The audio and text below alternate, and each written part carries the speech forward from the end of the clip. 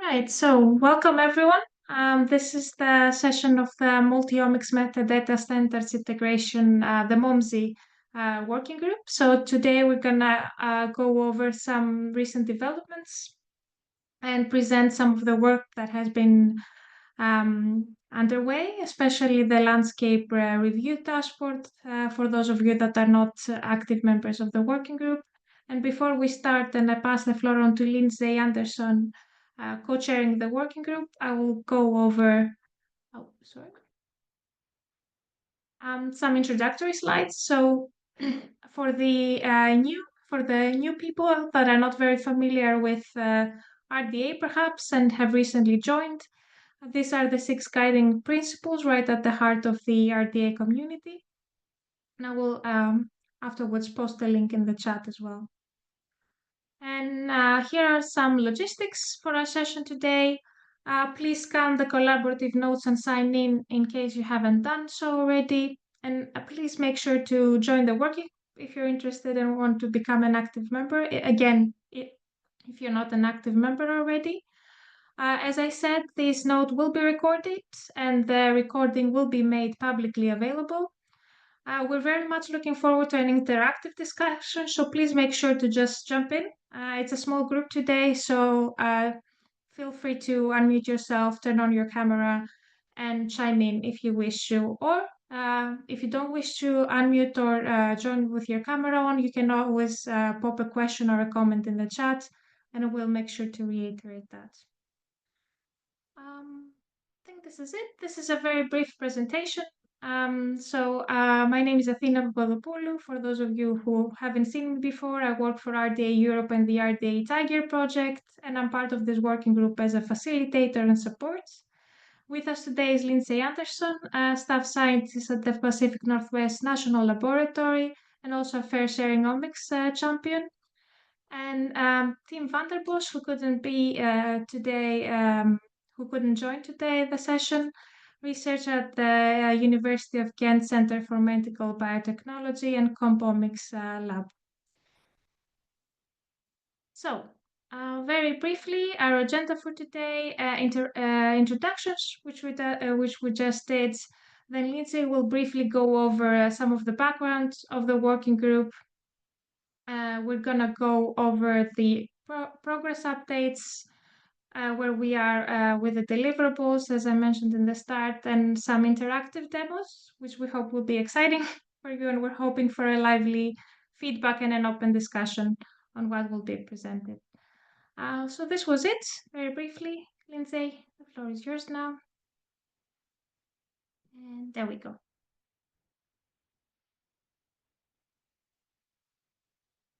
I think you're muted, Lindsay. Excellent, thank you.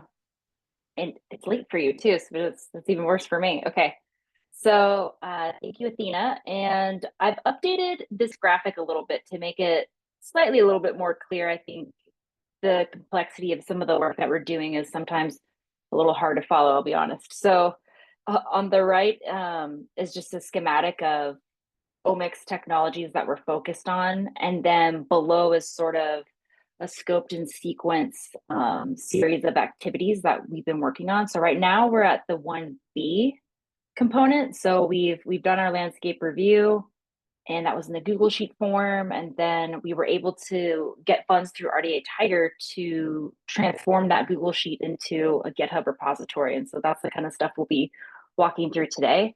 In terms of the why for this working group, so I think this, a lot of the themes is around AI and readiness and all the things, right?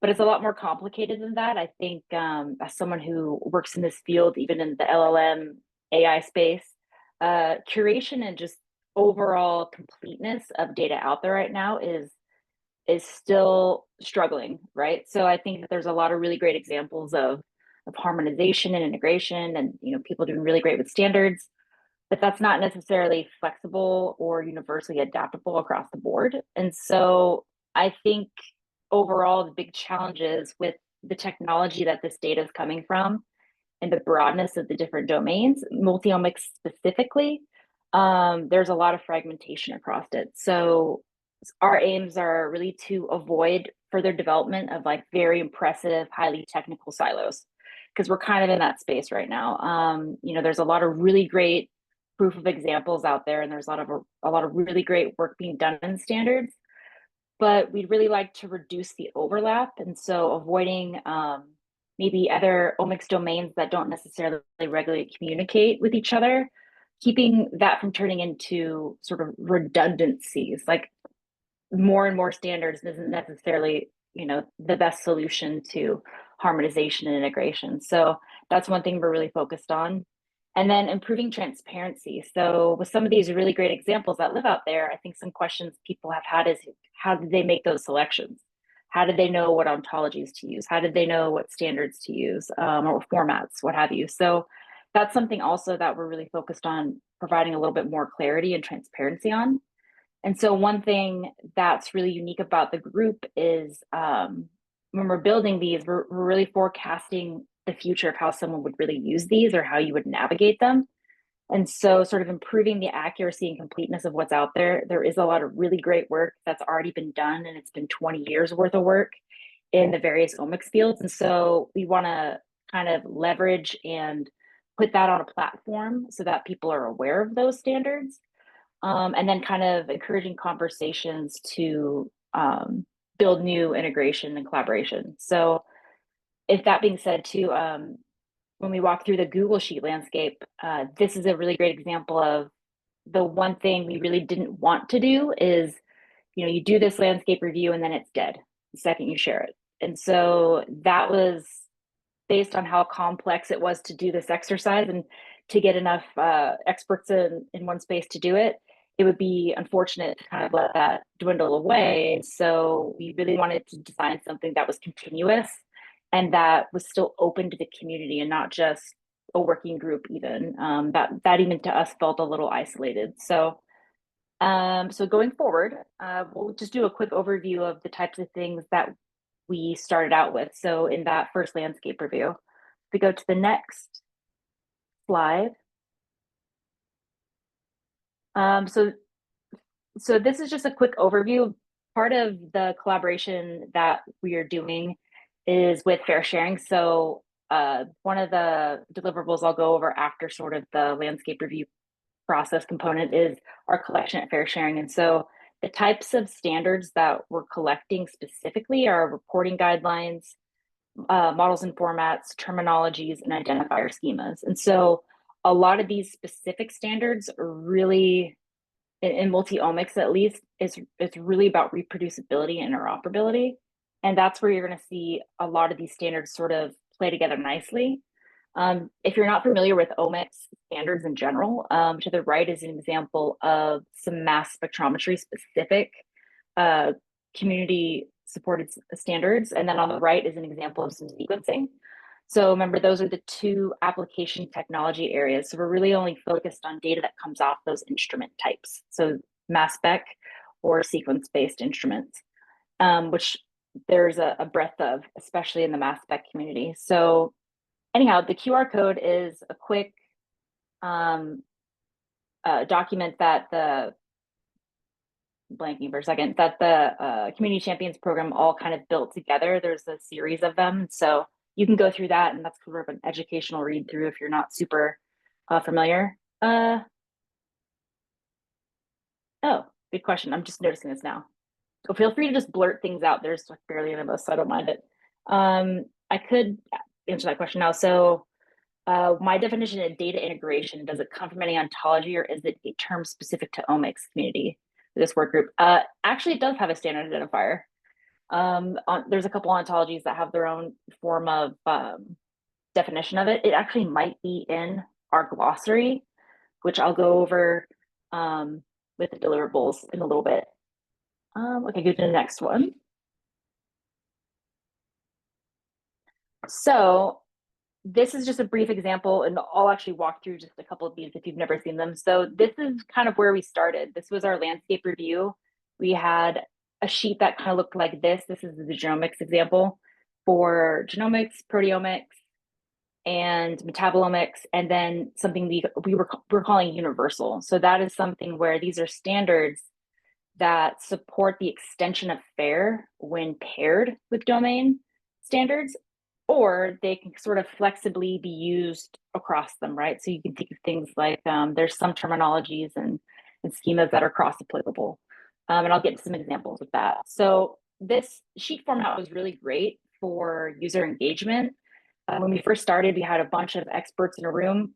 And I'll note that almost 50% of our working group are first-time RDA members. So they came in specifically for this activity. And I don't think they even belonged to any other groups. They were there to kind of do a community job, and we really appreciated that. So in that sense, when we first did the landscape review, we broke out into expertise groups. So and you kind of went wherever you wanted. And if you weren't an expert in omics, it was okay. You could bounce around and observe and learn. And so these sheets were really designed to be drop down and easy. Although, with that being said, there's a lot of expert knowledge in this Google sheet, but it was also trapped in sort of a non-actionable format, right? So that was one thing we needed to think about, and that's what stemmed us to kind of put in for the proposal of I forget which one it's called, Athena, you can probably correct me on this. It was just the small funding allotment. I think it's service support, which was External really great. experts. Which was really great because it really saves a lot of time and having to do some of this work up front. And so that began us sort of thinking about, okay, well, since all of our outputs are sort of scoped and sequenced, how do we build upon each one? And so I'll have a slide to kind of go over that in a minute. So if you go to the next one. So from this is our landscape dashboard like 2.0. So this is, now we went from a Google sheet and we transformed that into a GitHub repository. And it's specifically designed about keeping that curation continuous and open. And so that's something that we really focus on. So to the right is a little brief example of sort of a bubble circle chart you can click in and out of. The dashboard itself isn't designed to be the recommendation. It's just the intermediate step to provide transparency on how we got from a Google sheet to our fair sharing collection, because I don't think that's going to be necessarily obvious to beginners or, sort of novel learners. So far in our collection, actually, we curated over 240 standards. And so that's a lot. That's a lot to go through in a Google sheet. It's a lot to just get lost in a Google sheet even. And so this is really sort of what motivated this next step. And this is also supported by, of course, the Tiger funding, which is great. I think I can go to the next slide. So these are just screenshots. I'll actually walk you through some of the documentation. So in terms of usage, it was two parts to it. For some people, going through Google Sheet is easy. For others, not so much. And so how we were working in the Google Sheet, the content's still there, but the way that you interact with it is a little bit different. And so on the right is sort of a brief example of our first dashboard, right? You have the analytics up front. This kind of just gives you a quick bar chart overview of what we have so far. And then down below is an interactive sort of table. And so you could toggle across, and I'll demo this in just a little bit. You can toggle across the different omics if you're only interested in one thing or a few things. You can search in the search field there, and you can also double click on all the headers to sort. And so as we go through this, I'll show you, we have a defined amount of criteria to fill out in order to be a record or a standard in our collection. And that's just, there's a certain level of information you need to curate something and then also to validate it. And so that was part of that process for us. Usage wise, this entire thing is really built for having a one-stop location for experts, but also support professionals. So data management specifically, like how do you provide really detailed expert level recommendations to non-expert users, right? And I don't think that's really out there right now, not in the way that is super intuitive or helpful. And so that is really, we are really geared towards those who are developers, educators, data managers, stewards, etc. And so the one challenge too that I'll touch on actually, because it wasn't something anticipated, and I kind of like talking about the pain points because those are the things you don't really see coming, is once this sort of became the dashboard, then it's how will users navigate this? And so we've been trying our best to put together some documentation to go over that. And then also, if you're just not familiar, to provide either user journeys that have a guided exploratory component to it. So you can, we come up with ways you can browse. And then as you get comfortable with the material, it sort of becomes a little more natural about what you want to look for, what you're curious to investigate. So the next slide. This is really exciting, and I love this part. One of the reasons why we had to kind of shut down our Google Sheet was because we were really trying to limit it to members, right? That's a lot. Curation it's not the most attractive work. Most people don't like doing it, but it's challenging, and we want to make sure that we contain like credit, but we also want to be able to track things. And in the Google Sheet, there would be things that just popped up out of nowhere, and I couldn't tell if it was a working member, if it was, I don't know where it came from. And so there are components like that you want to eliminate, but also keeping it user friendly. And so this is part of our contribution guidelines. And so when the Google Sheet, as you kind of will see, takes on the exact same form, but in our templated issue requests now. So all the fields that you would normally fill in by row in a Google Sheet are now becoming fields in our pull requests. So a unique part about that is there's two things. So you can submit new standards, which is to the right on the very top. You'll see, genomics, proteomics, et cetera. And it'll kind of guide you through things you need to fill out in order for it to be submitted. And then you can also update existing standards. Like let's say you have you're leading a standard and you notice there's an error. You can, from our dashboard, click out and it will auto-generate an update issue. So in that example to the right bottom corner, we have these unique identifiers, and that was something we implemented specifically for persistence and then tractability. So, things can be sorted in all sorts of ways, but each standard that's added to this entire collection has a theme with their ID and then a unique ID. So it keeps us from having redundant standards in the list, but also every time that one gets updated, we can track it, provide credit, et cetera. So that's a really unique component. It's really, really nice in terms of version control. And of course, what would we be doing if we weren't implementing some of the standards we're collecting, curating? So that was also part of it. And then go to the next standard, or the next slide, sorry, standards mode. So one thing we talked about that was really cool is getting credit. So this is, how do we provide credit moving forward? Of course, this big collection, we credit the whole group, right? But then moving forward, how do we incentivize that? So we have, our contributing guidelines, which we just kind of looked over. And so we decided with updates and ads, you can get a credit roll. We're using the credit taxonomy here. You can get credit by what you're actually doing in the activity. So on the left, there was really 3 that only applied. If anyone disagrees or has other suggestions, please let us know. But it's really about the curation and then original writing. So if you're filling in a new standard and you're going through that whole form yourself, then you should be getting credit for that work, right? So that's a really cool component. Moving forward this week, we hope to have the actionable repository in place and we will have feedback. So we do plan to go through the community review process with this dashboard. I think there's 2 components to it. One, sometimes when you're so close to the work, you forget what the user needs. So this gives us a great opportunity to get feedback from just having a user experience, like someone who's never came across our work. Does it make sense? Is there something that's missing? Do you have questions? Does it need clarity? Because, it's probably not perfect. So that's going to sort of drive the next iteration of it. We hope to apply for some more funding so that we can implement those refinements after the fact. Because I guarantee that there will be. So that's a unique component. Okay, next slide. All right.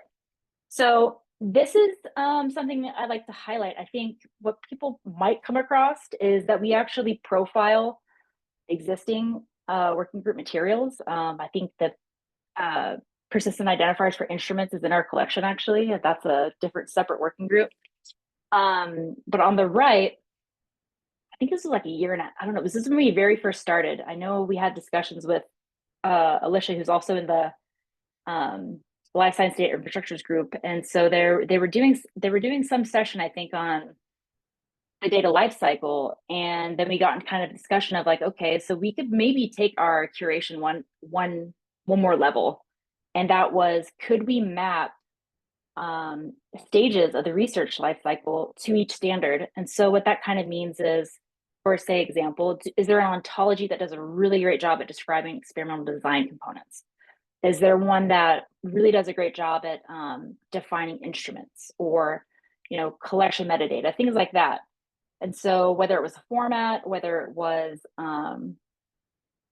terminologies, you name it, we decided to take the RDM kit and profile that. So we're using their model and all those things, and sort of seeing what we can do with that. And the unique part about this is where those experts came in from these big working groups that are building these standards and sat with us and helped us fill that out.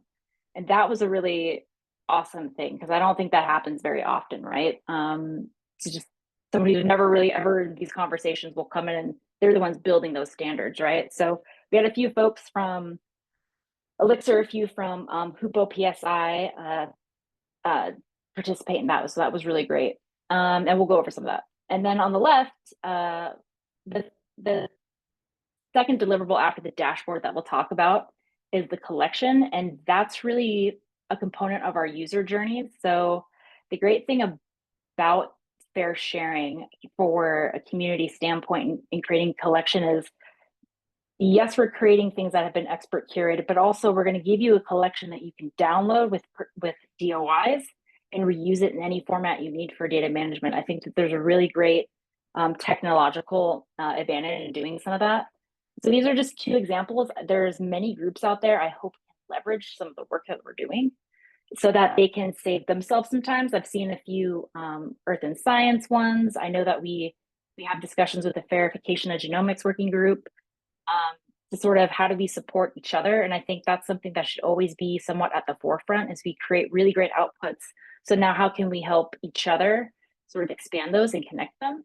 So these are just two use case examples. And I can also put some of these in the chat as well, these queries, because it's kind of fun. This would be a sort of a breadcrumb if you didn't know where to start in some of your work. We can go to the next slide. Lindsay, before we do, there's a question in the chat. I'm not sure if you would like to address it now or. We can, yeah. Do you want to read it real quick? And I'm gonna take a sip of my drink. Is Momsy registered on fairsharing.org as standards? Do you want to expand on that? I might not quite understand exactly what the question is. Yeah, hi. Hi. Yes, hi. So I'm a data curator. So I'm a data librarian at the Becker Medical Library at Washington University in St. Louis, the USA. So we use the fairsharing.org as a kind of good reference point for standards. I recommend them because they help PIs when they write a data management sharing plan, and one of the elements is about standards. So this topic was interesting to me because a lot of PIs deal with the multi-omics data. So if you have MOMSI, register as a standard, it's easy for me to just tell them go there and then do that. But if it's a separate place where they have to kind of dig through, I mean, they want to reference it.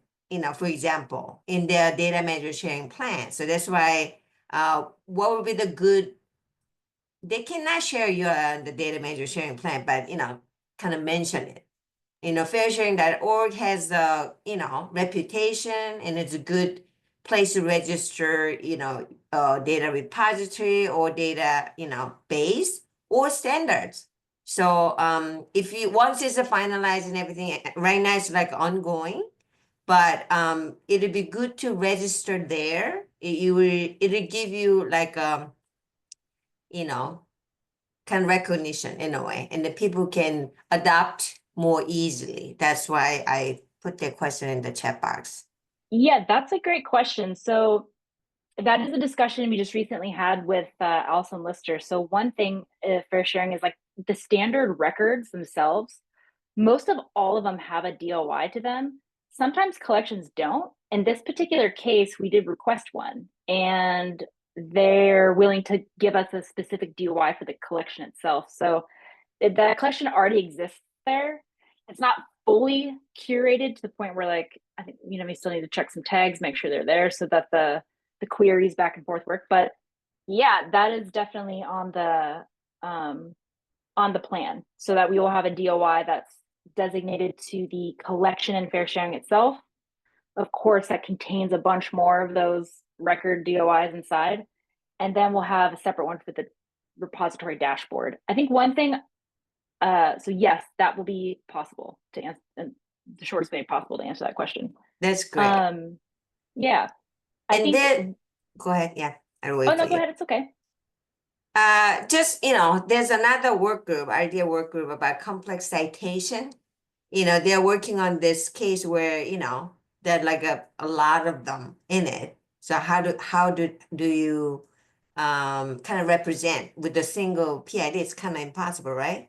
You know, I don't know if you kind of check their output, but something to consider if this is a kind of difficult to get a single DOI to represent MOMC in a way. I mean, Yeah, so there would be two components, and I guess one thing I'll differentiate between is, so that the dashboard, the living, I'm going to call it living landscape review because it's not going to die after this, which is great.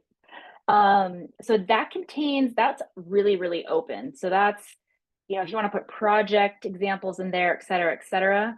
In the collection itself, it's actually a filtered down version of what's at the dashboard. So that's why they have two separate DOIs.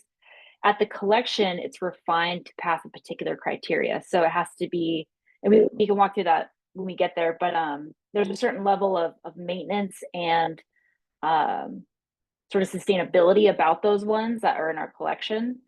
So there's a couple features of fair sharing that I'm not, which we'll also get to in a sec. Actually, it's on my next slide. If you want to just go to the next slide. So there's a reason why we did do that, and I'll walk you through it because this looks like a hairball mess, right? This is what our collection looks like right now. Those are all the relationships across them, right? It's complicated.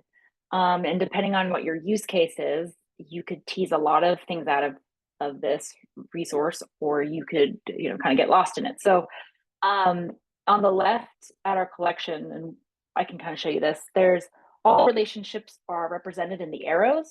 And then below where you see collection database standard policy, those are the nodes that represent the different relationships that are formed out of this collection. So I'll toggle over one to kind of show you.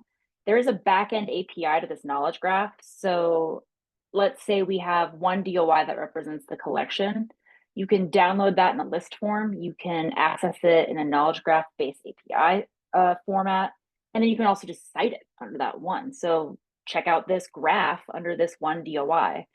The QR code in the corner will take you directly to our collection, which you can play around with all day long.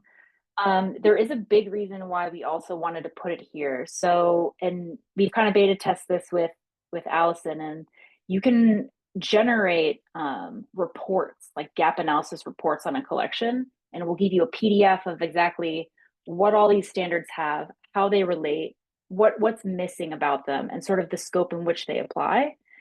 And it's really valuable for doing in-depth analysis. And so that's why we got this open landscape. Then we have a filtered set of criteria to get to this collection. And then you can further use that collection to sort of interrogate what you're really after.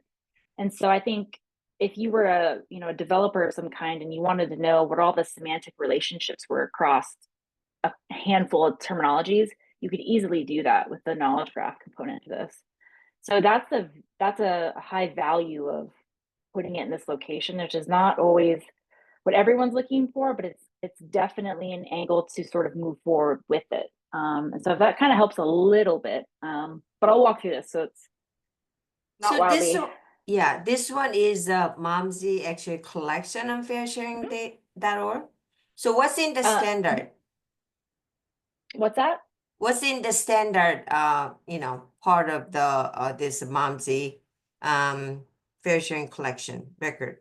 Oh yeah, we have the terminologies, we have reporting guidelines, models and formats, and then identifier schemas. So those are all represented in here. And so when you're in the other interface and not looking at this hairball, is what I'll just call it, you can down select, filter, and then export. So, and I can show you kind of what that looks like. Those are some of the user journeys we have that take you from our dashboard to the collection. So depending on what your level of proficiency is or what your target is with using this collection, you can either browse it in a simple form or you can really dive down and filter this. And you can further filter what this looks like.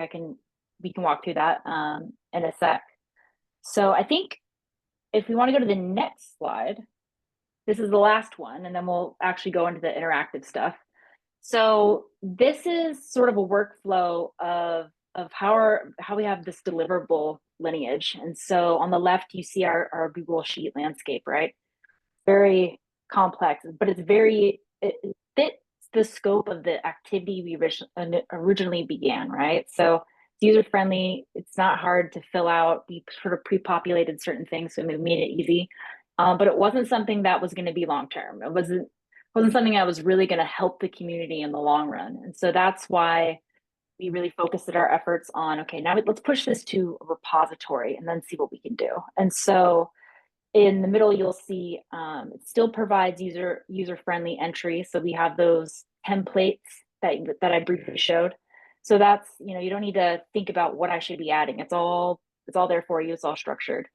It supports the version control, supports updating and additions. And that's something that you'll see as part of our criteria for the collection is the ones we want to push forward in the collections are ones that are not project one-offs. That is not that those developments aren't great, but if you can't update something, it's no longer being sustained. And there's, depending on what kind of a standard is, it's not like it's a fast day or is it a reporting guideline? That's very different, right? Formats versus guidelines. So that was the emphasis on this, but we didn't want to get people stuck in this dashboard necessarily either, because that's just the interface to the next step. And so the one thing that the repository wasn't scoped for, and we never intended it to be, is that it's not a place to do advanced query of the collection. It's not, that's not for. It's mostly just I'm curious and want to see some visuals on what you have in here. And so that's why we then moved from the dashboard to the collection. And so as you'll see, some of the things that you can make connections across or other collections, which we try not to do. We try not to point to another collection because it's not always helpful. It's like pointing one hairball to the next. And so we'd really rather pick some of those out for which they apply. So that one I know is an ISO format collection, so it's different. But you'll start to see the connections being built, right? I think we have a policy that we haven't added quite yet, but we'll get there. And so things that fall within scope of the fair sharing resource, you'll see in there. There are a few things that don't fall in the scope, right? There's a few types of standards that are in our dashboard. Not very many. I think there might be just like a handful that don't end up making it into the collection, and it's because they just don't fit the scope of that resource. But in the end, with the collection, we plan to do another analysis, and that is the gap analysis. And so this is more for the expert user. If you're developing a new resource and you want to merge multi-omic data and metadata, you're going to want to know where the gaps are to adopt certain standards where maybe one-omics doesn't exist. And so I think maybe people have heard this one. That I know people are working on this. I know Tim is. So SDRF for mass spectrometry, they're adopting portions of the MIX reporting guideline because they're missing some sample-based provenance metadata in their formats. So they're working together to sort of merge where there are gaps versus I'm gonna go recreate a brand new standard kind of a thing. So that's really, the collection is really geared towards not developing more standards when you have these expert standards that have already existed. So just full disclosure, the genomics, proteomics, metabolomics community, all of them as individual sort of focused domains have over 20 years worth of standard development, and they're really great.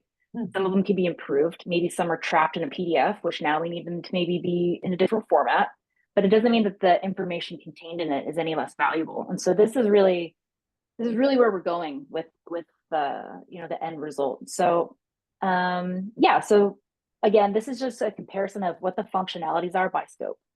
And so at the end of this, we hope to have something that's still alive and that has a series of use cases, right? I mean, it kind of is a choose your own adventure with some of these outputs. You can take it as far as you want, or you can be as superficial as you need for whatever your task might be.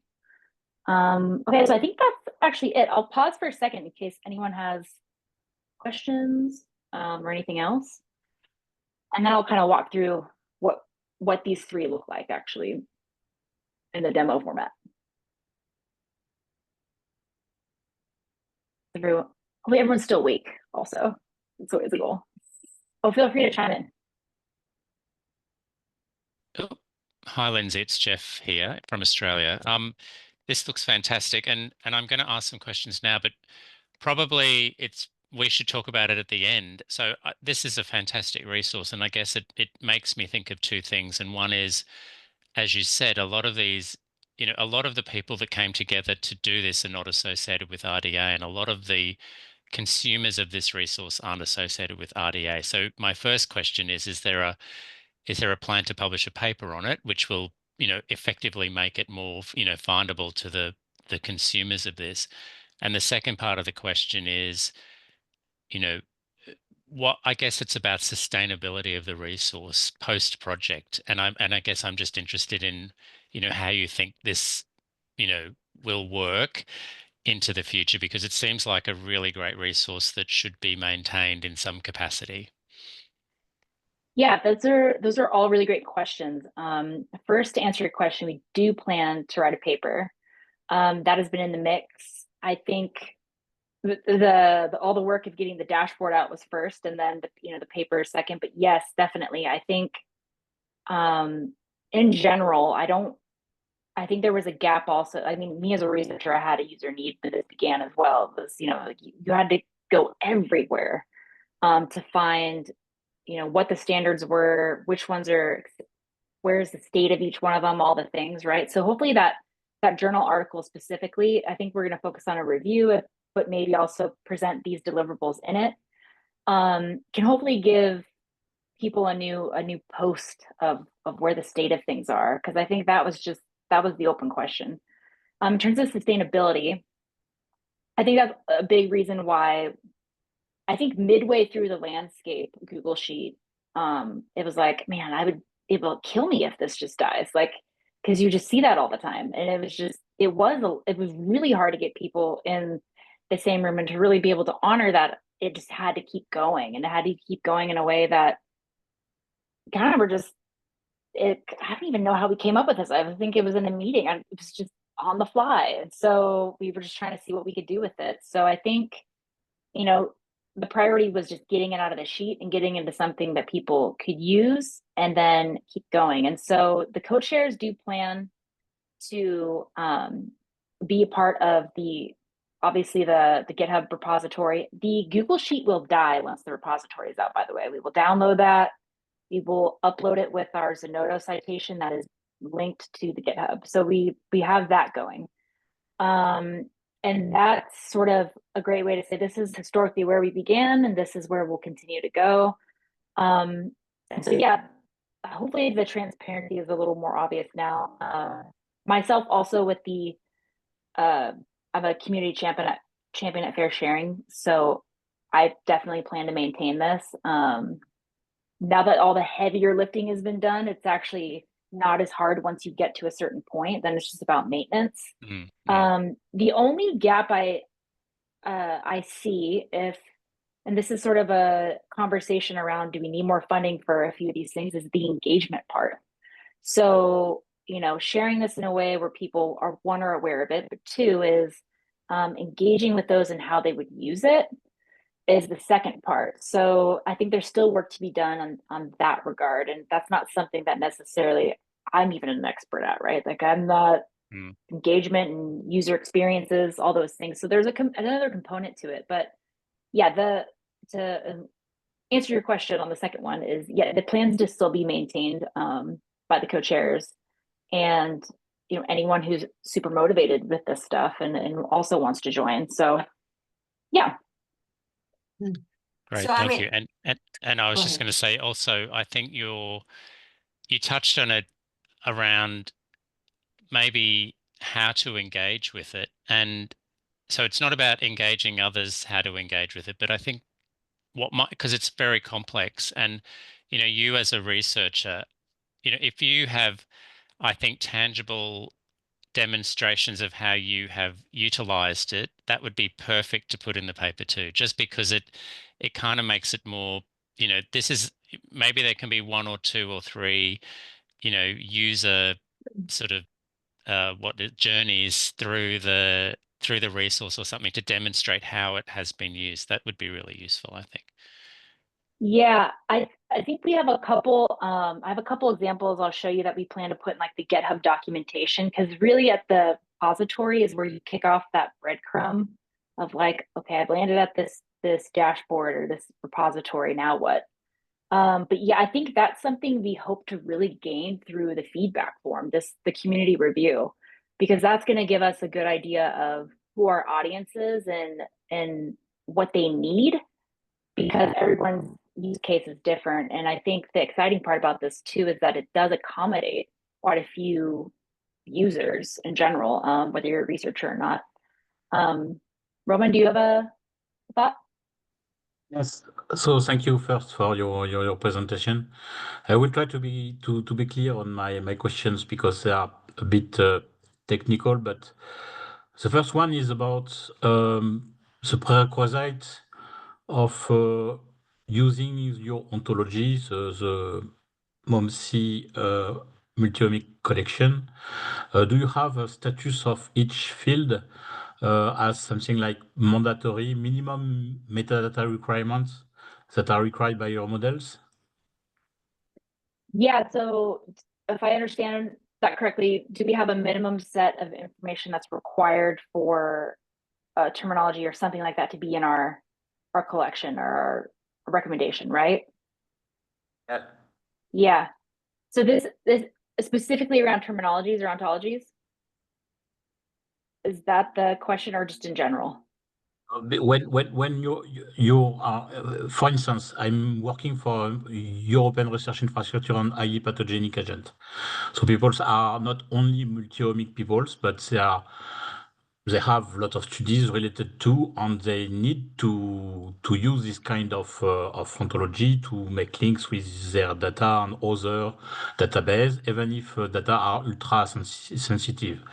So to do that, they need to know first what is the effort that is required to link their data to the ontology at a minimum level. So they need to know what are the mandatory, desirable, or optional fields, for instance. That's the first level of information that they need. And the second one could be also what is the adaptability and the portability of the collection. I've seen that it is possible to participate and to propose some extensions and things like that. The other thing that is important is also the portability, but considering the old ontologies and all previous work that was linked to other ontologies, and that's crucial. And my question is about that. How do you document that? Is it a work to do or something that is already done? Because after the next step will be to enhance the adoption of this work by the community, right? Mm-hmm. Yeah, so that's a really good question because, well, and I appreciate it because it's a little more in depth, and I like those ones. I'll say one thing: the ontologies in particular are something that haven't been fully filled in. Like I'll say we're going through this, pretty easy to cap out for how many formats there are for across all the omics, right? Ontologies are very different, right? And there's a unique case for those. One thing that's really challenging right now, and I'll say is, we use there's a lot of services like the OLS lookup, there's OBO, there's Bioportal, there's all these things, right, that are really like investigation specific. So like, might be biomedical, et cetera, et cetera. We kind of leave it open. And I would say that we could add a lot more ontologies to our collection than there already is. I think in doing that, we would be able to expand the API and knowledge graph interrogation a little bit more. So I think that's something that could still continue to grow. One thing that we did get stuck in a bit is, so to add it to the dashboard, we have a minimum amount of information, and that's really so that we want to know who owns it, who's established or maintaining it. So established and maintaining are two separate things. We're very interested in what's being maintained. And so there is one principle that I believe that we should add, because it's the only one I've seen really geared towards ontologies, is it's the OBO principles. So they only allow certain collections, ontologies in their collections, if they abide by a certain level of maintenance and openness and transparency. So I can put that link in our notes too. That's something we've been discussing. We're very open for more community feedback and suggestions, because I think we're literally almost there. I think if we do have a defined requirement for how we handle ontologies in the collection, then it's not that hard to get to that next level and say, this is how these are handled. And so let's say in your particular community, you want to add a few. I do know that we do discuss utilizing existing and maintained ontologies prior than developing new ones. So you can make extensions off of something, and most ontologies absorb each other all the time. And so I think that's something that is, you'd be able to see that in our collection if you were looking at it in a more of a technical way and using our outputs from the collection specifically. I do think that in our last exercise for the gap analysis, it might be nice to have you attend those, because this is that next step. We haven't completed all the deliverables yet, but that sounds like something that's coming next. And so from our collection, we're going to do a gap analysis and come up with even more specific technical requirements. And I think this is kind of where that falls into place. Sorry, that was a long answer, but we're headed in that direction. So I think bringing those thoughts and discussion points to the table will be valuable. All right. Oh, you're on mute. Do we have more time for question? It's really geared to what everyone here wants to see, honestly. I mean, so as a data curator, so we would like to have a metadata standard we can apply to a data set when we get it. So our institutional data repository is generalist repository. So we can accept any kind of data. So for omics data, they usually a domain-specific data repository. For sequencing data GEO, dbGaP, and all that stuff. And the metabolomics, there's metabolomics workbench, and the proteomics has also their own thing. So for multi-omics, it almost applies to generalist data repository, right? And if I know you're trying to publish it, it'll be really helpful, because I'm going to give an example as a mid-flow site. There's a metadata standard for flow cytometry data, and people refer to it all the time. There's a minimal requirement for capturing those type of data. But you're combining, multi-omics data, so which will be a little more complicated. But if you can kind of come up with a standardized kind of template format for creating this multi-omics data, would be very helpful. And I don't know if you heard of a data curation network. Have you heard of a data curation network? It's a US based, and they developed something called Primer. So basically it's a recipe for creating certain type of data. So if you actually participate, if you kind of collaborate with that network and create a primer for multi-omics, there's another way to kind of get your work out there and broader reach and then and get feedback, so something like that. I mean, data library is a way to get your work out and actually implement and get the feedback. And I can help you with at least US. I can help spread the word in the US. Because there's the RDEB and there are lots of data librarians I work with, the DCN network, etc. So it's a great work because there are times people kind of have a multi-omics data and there's no standardized metadata standard. So it's a great work. You just have to find a way to make it easy to implement in a way. Yeah, that's a great point. I think the exciting part somewhat about presenting this now is we're still in a place where the next step is engagement and adoption. And so we also are at a place where if there's a community that's interested in adoption engagement, you still have a chance to contribute to more technical outputs because we still have one more to go, right?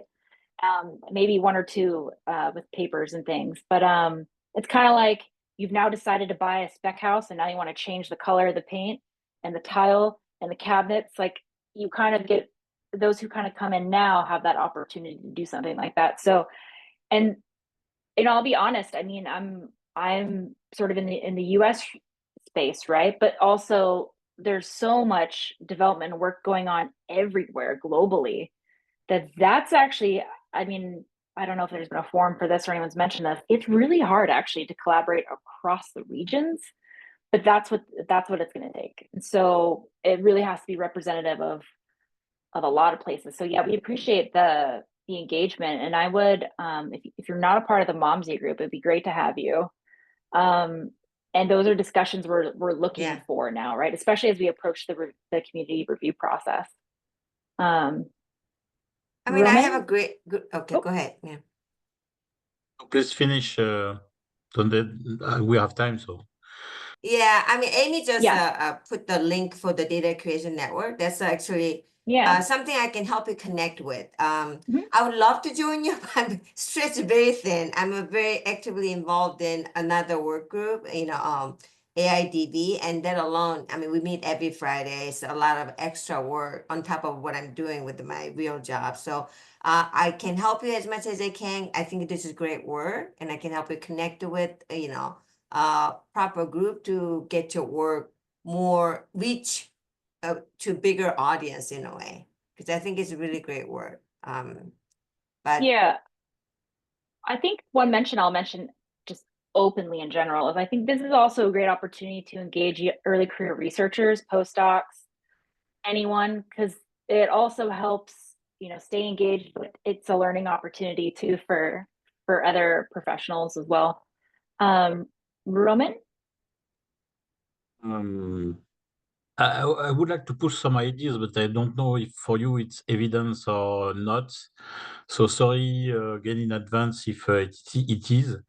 For instance, I'm a fair sharing champion, and I'm working also in a network of advanced on pandemic preparedness and on preparedness for disease. So it's broader, much broader than omics, but it contains omics in each dimension of the studies, on each way we study human or animals or other dimensions of the environment, even if it's vast water, for instance.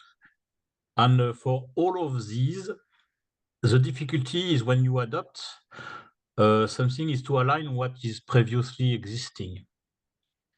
So I said, okay, what is retrocompatibility? But indeed, I have in mind that it's impossible to be retrocompatible with all things that are already used at the local or the broader level. And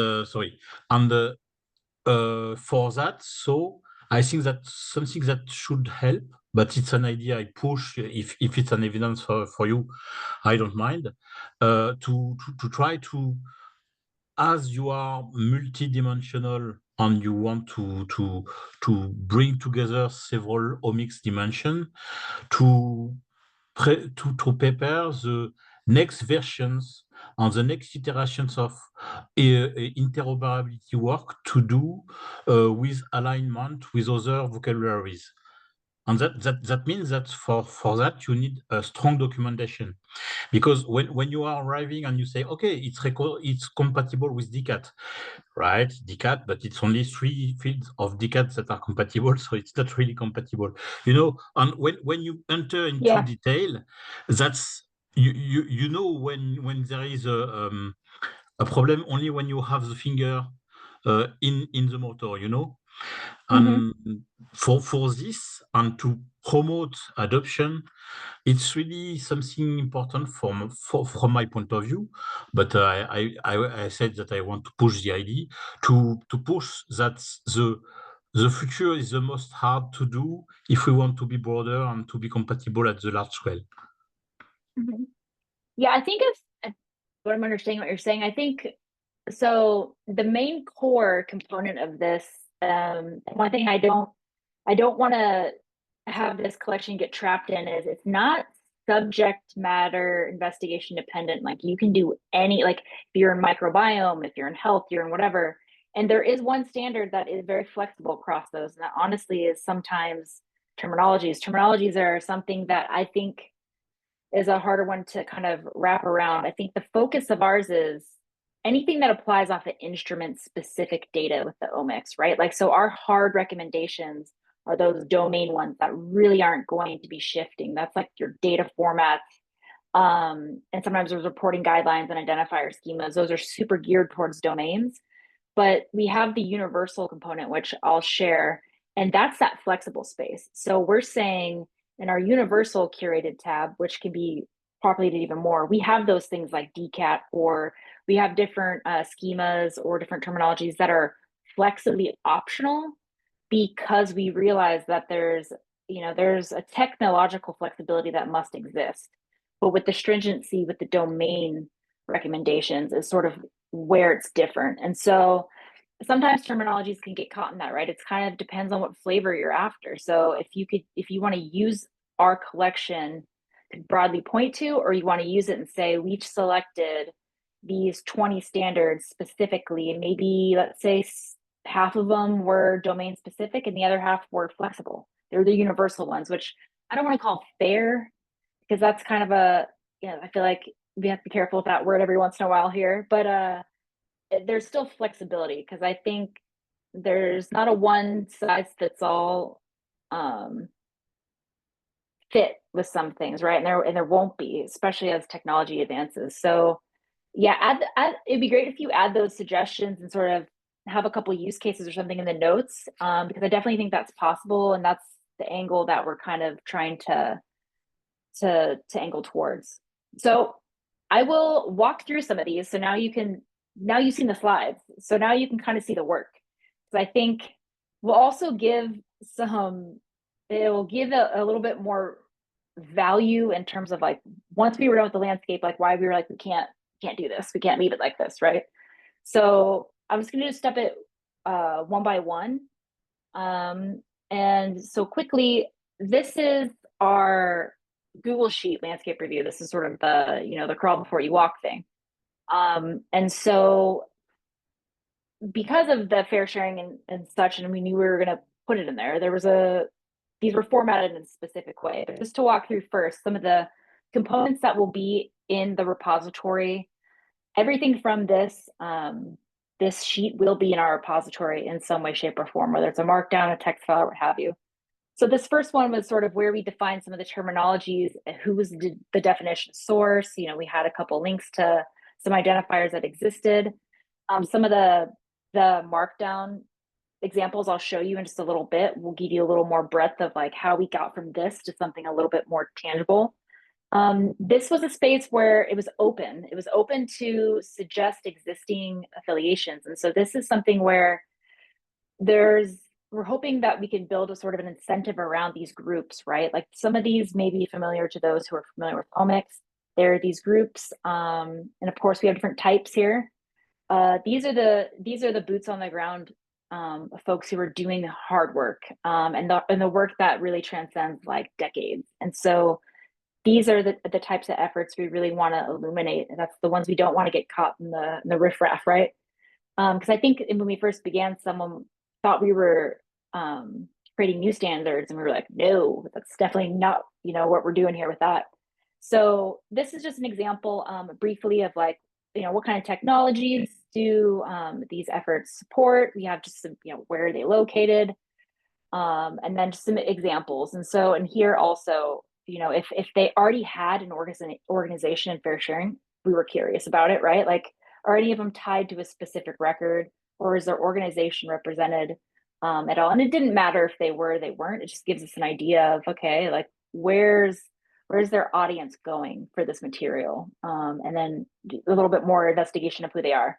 This was our old live curation. And so, I did not mention, in the paper, which will be upcoming, we do have a Zotero collection that we'll also share, and that will have every reference to every standard that we've curated. And so that's will also be nice for people wanting to reuse it. So there are 2 specifically unique elements to our dashboard that won't exist in our collection. And this is something, we hope to kind of shed a little bit more light on in general. And that is, you can curate the specific application technology to a standard. If you're of that level, if you're an expert and you know specifically that there's an instrument type, there are specific technologies to sequencing and specific technologies to mass spectrometry. And I think one of the working group members really wanted this component because I don't think it's always obvious that there are metabolomics requirements and proteomics requirements, even that are different, even if you use the same instrument. And that's not common knowledge. And so this is something that will be at our repository as well. And it's part of our templates is you can be as detailed and as, expert curated as you want. This is something that is not commonly represented, which is something that was really unique. I mean, obviously for the nature of the group and what we were doing. So these overall pre-filled in selections, and again, you'll see these in the pull requests. So we really tried to keep it to, these 4 standards, and then we have multi-standard applicable, and all these things will be defined in the glossary. So fear not, because that was already something that got brought up when we were doing this. Multi-standard is something where it could flexibly be one or the other. I think NCBI taxonomy is a perfect example. It can be a taxonomy or an identifier schema. And there's some tricky ones in there where that actually does happen sometimes, where what do you actually consider this? A full disclosure, I can't see anybody's hands or comments. So just chime in if needed. Here's where you could select a standard to be as broad or specific as you wanted. So let's say you might not be an expert and you don't know how far down it drills, but it is relevant to genomics.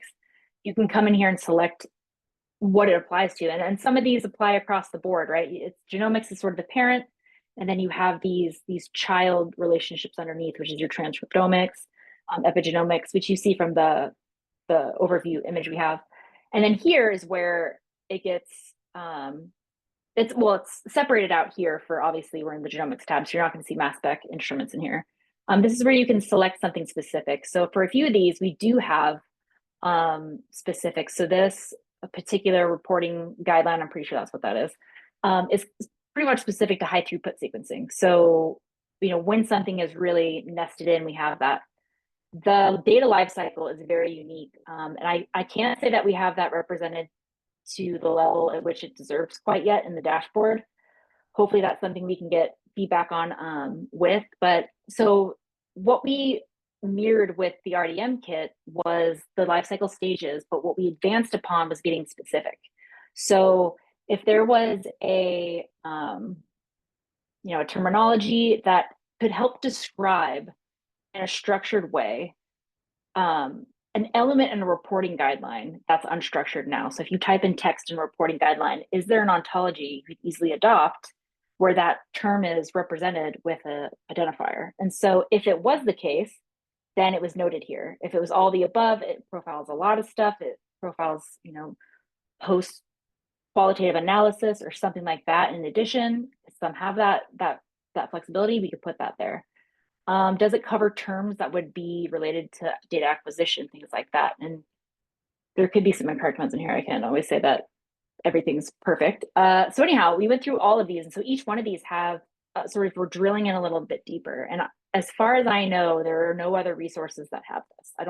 It was one of the hardest things we did with this curation activity, because it's so detailed, actually. And so this was something that we also motivated the repository, was like, how do we keep this level of information? And so again, this is, you have different levels of types of preservation.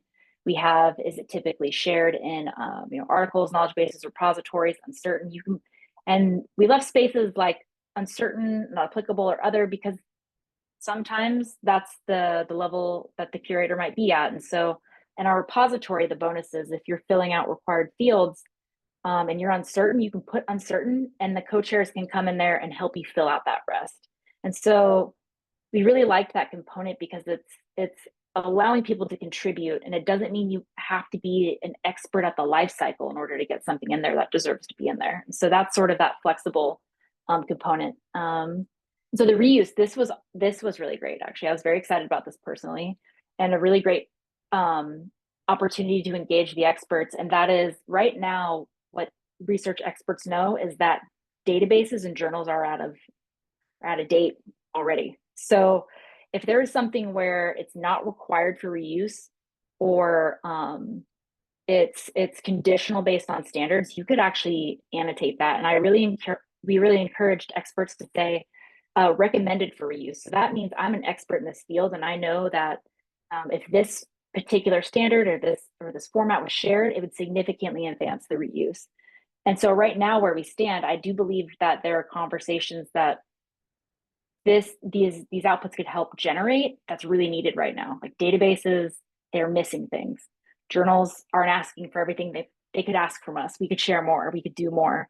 And some people are really interested in that, especially folks in bioinformatics. That's something that's would be really helpful. So yeah, we encourage that. Meets criteria.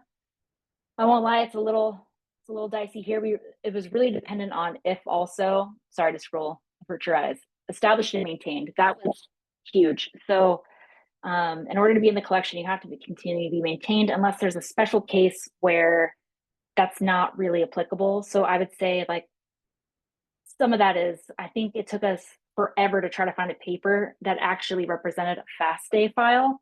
I got to be honest, it was from, like, I think someone found it and it was super old. And it was one of those things where we ask ourselves, are we adopting it because they make us, or do we understand why? Do we understand why we're sharing this? And I think that was one thing we wanted to highlight with this effort, was we want to capture things that's based on an expert's knowledge and not because it's required of us. We're only sharing it because someone asked for it, kind of a thing. And so anyhow, so you go through this, same thing with all these other ones.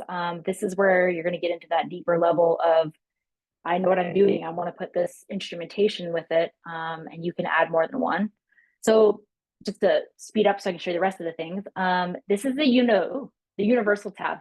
So ontologies are kind of flexible in here. There's some that still need a little bit of evaluation, but in order to avoid, perfection and progress, we have things listed here. So these are some things that are very familiar to everybody, like DOIs and maybe the ISO requirement for date and time. There's lots of things. And so this is like our choose your adventure. Let's say you already captured whatever standards you needed for the domain, and now you want to improve upon things, or you want to add things that could really help improve certain elements of it, right? Like I think in the last plenary, we had an example with queries. So let's say you have a reporting format, and right now you just put an accession in there. Could you use identifiers.org, for example, to extend the communication protocol for that accession? So like, this is where, no matter what your level of development is, maybe someone who's developing a resource and is a little more familiar with some of this is where you can expand upon it. I think earlier there was some conversation around ontologies.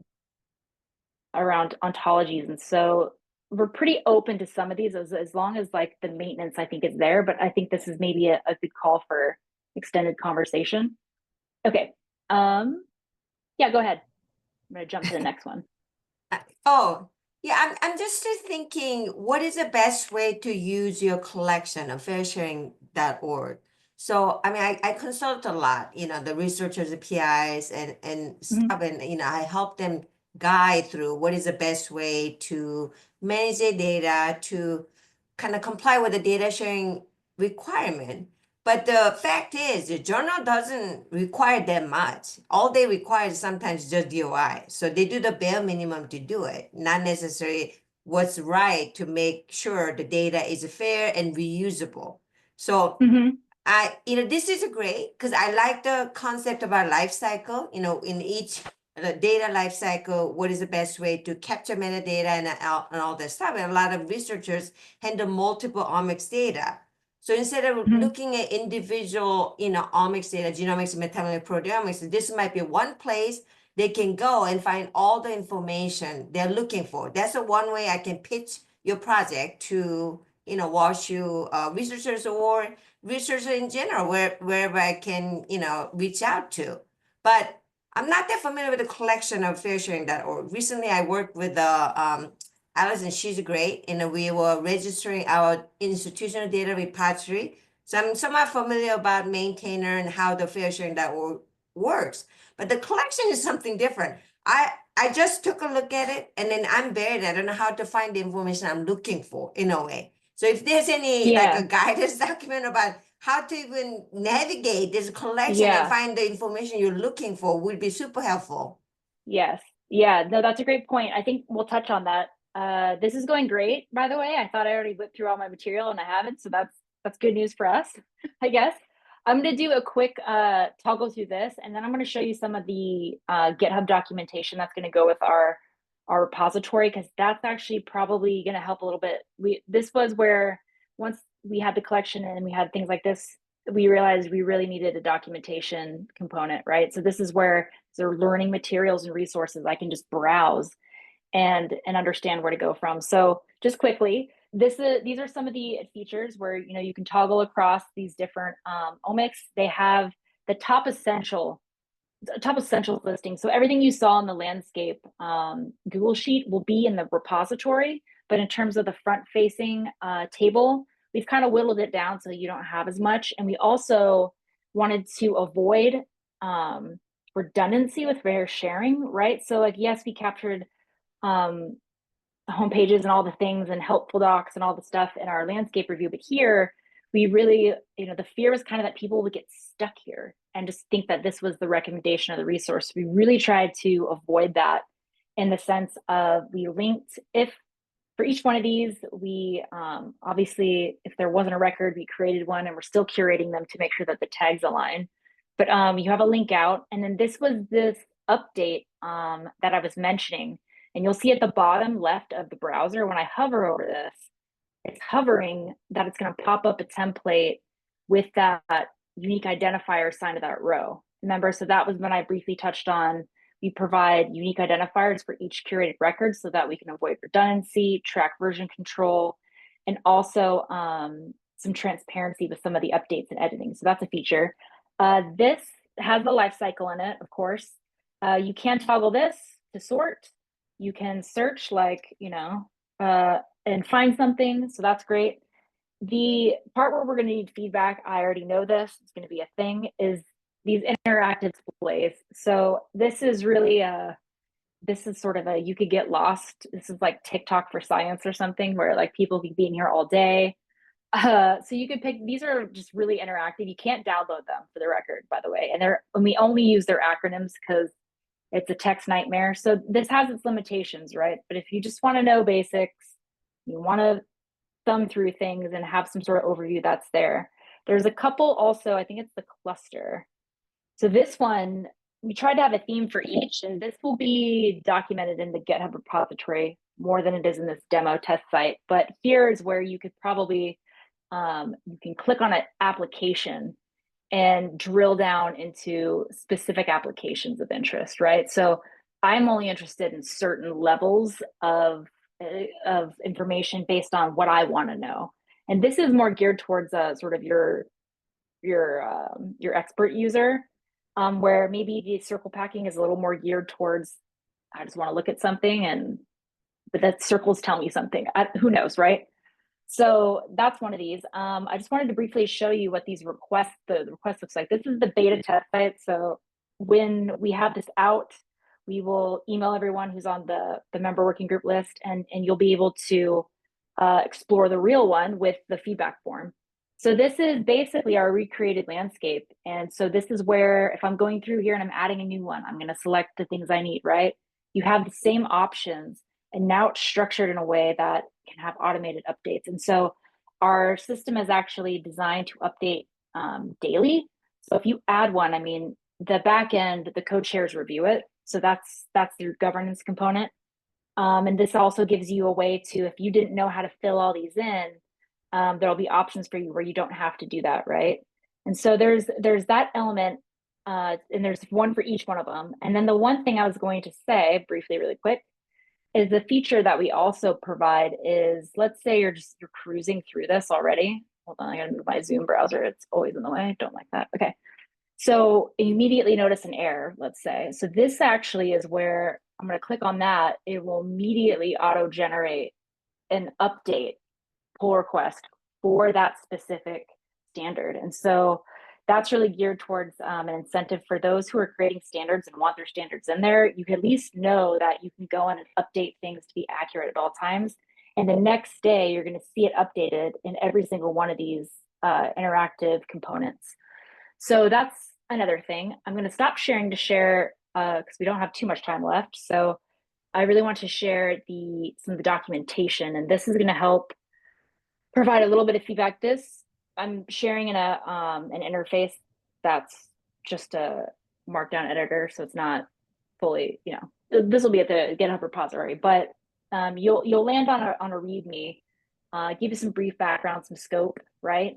Some why these standards are geared towards domain fairness. So this is like really some more, you saw some of the stuff in the slides, right? And then we have some of these like things like, I don't know where to begin. Like, what should I be looking at, right?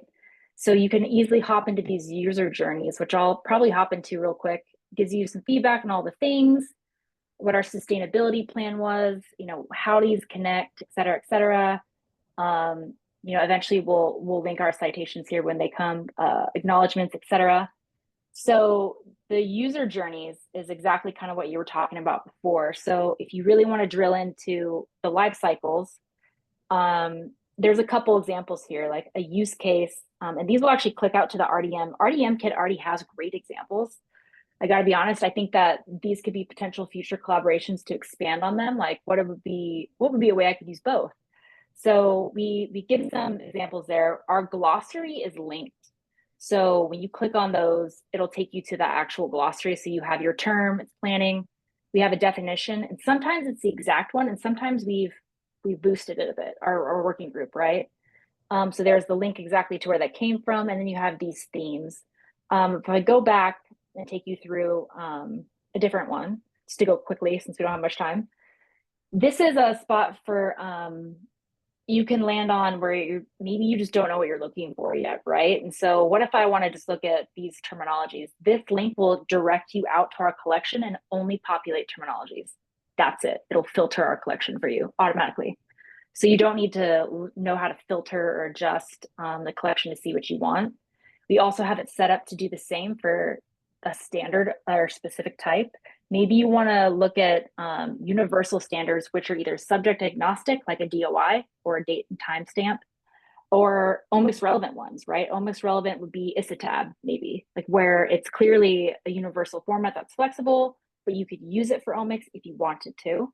And then here's some other ones where you have, maybe you just want to look at the subclasses. So it's really kind of gives you a flavor for everybody.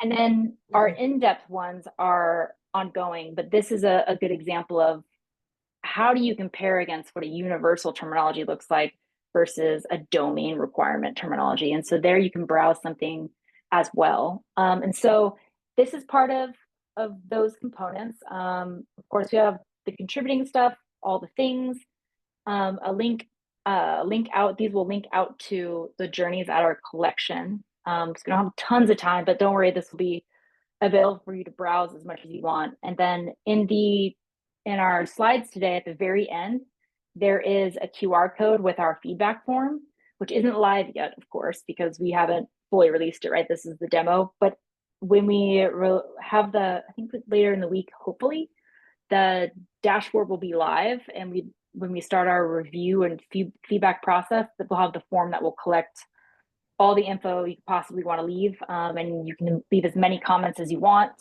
And that will help us engage a little bit more with what do we do now? Like, what are we doing? How can we improve this? And then I think this is a good point to sort of expand on some documentation and things like that. So with that, I will leave it open to some questions because it's a lot of material. So I will say the focus now is, do we have enough documentation? Is it user friendly, and sort of just expanding like where we go next with it. And yeah, so with that. A Tiger project usually has a specific timeline. So do you have any time window you are supposed to collect this feedback from the community? I don't know. Is it a month? I think there might be folks on here too who have also It's an done 18 this month process. project, right? Or 12 months? We've expanded. Our project will be done in December. It's supposed to be done in December, so we still have one more deliverable after this. But I believe that the review process is a month, right? Well, the reason I'm asking, because I'm super interested. I would love to, I mean, I would probably join your work group, but how much time I can spend on it is what I'm questioning, because I'm tied to this project, which will be busy through July at minimum. So I can't really spend a lot of time, but I would love to actually have a meeting with you and kind of discuss more. I want to get this more out to the broader community, you know. RDEB is a good venue you can present, but they don't give you a whole lot of time. So I don't think you can, you know, have a full explanation, but I would love to invite you to maybe just watch you and then kind of go over this so that we have a lot of researchers who are working on omics data. So let's just meet, you know, separately and then kind of discuss how we can increase the awareness of this system and then how we can utilize to help researchers, you know, generating multi-omics data to properly curate so that data will be reusable. Yeah. I think one thing I'll mention is even if you don't have time, I mean, not everybody shows up, you know, obviously at every working group meeting, but if you join the group, you at least get emails and updates on the content we're building and access to it. Because like right now, unless you're a member, you can't toggle around in that Google sheet for whatever reason. We had some challenges with that, but that's something where you at least can go view it at your leisure and stay up to date. Sounds good. Yeah, and I mean, this is built for you, the community. I think that was the main point, is we want this to be as usable as possible. So I think having a broad feedback spectrum when it goes live would be super helpful.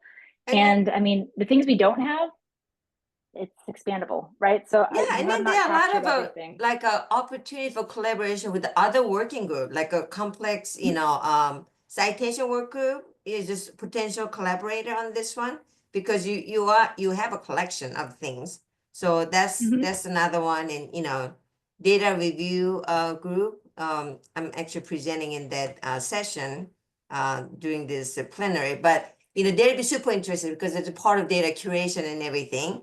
And I would definitely recommend you to check out DCN. That'll give you pretty big exposure, you know, if you can kind of put together primer for this multi-omics kind of thing. But we can talk about it when we meet separately. I would say if those who are engaged in those networks can make connections, I think the challenging part that so far has been, it's been so much work that to do more with the engagement and networking, even though it's an obvious next step, has been, it's, you know, it's a lot.